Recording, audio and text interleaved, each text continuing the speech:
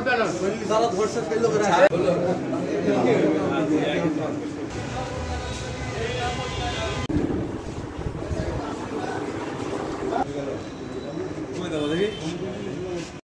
এলাকায় দুজন আসামিকে প্রাইভেট কার সহ প্রাইভেট কারের ভিতর থেকে 20 পোটলা মোট 86 কেজি গাঁজা মাদকদ্রব্য উদ্ধার করা হয় এবং এই অভিযানে নেতৃত্ব ছিলেন বগুড়া সদর সার্কেল জনাব শরাফত এবং তার সাথে ছিলেন ডিবির চৌকস দল। একটি সুনির্দিষ্ট গোয়েন্দা তথ্যের ভিত্তিতে অতিরিক্ত পুলিশ সুপার সদর সার্কেল শরাফতের নেতৃত্বে গোয়েন্দা দলের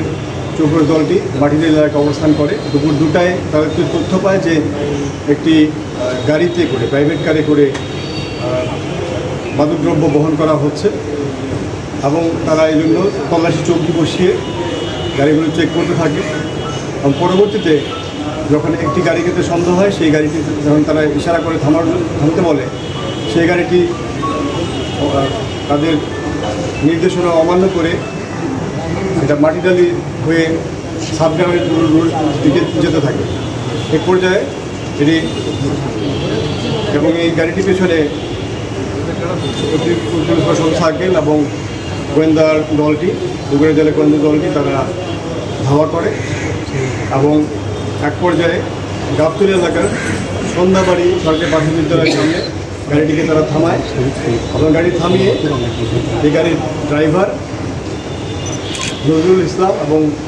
যে আরেকজন ছিল বাবুল, এই দুজনকে তারা গাড়ি থামিয়ে জিজ্ঞাসাবাদ করে। প্রাইভেট কার সিলভার রঙের প্রাইভেট কার ছিল, দুজনকে জিজ্ঞাসাবাদ করে তারা পরবর্তী তারা জানায় যে তাদের গাড়িতে যে গাড়িতে ব্যাগ জ্বালা রয়েছে সেখানে মাদকদ্রব্য রয়েছে এবং তারা এই ব্যাগ জ্বালা নিরীক্ষা করতে গিয়ে দেখে যে এখানে গাঁজা সদৃশ্য বস্তু রয়েছে। এ পর্যায়ে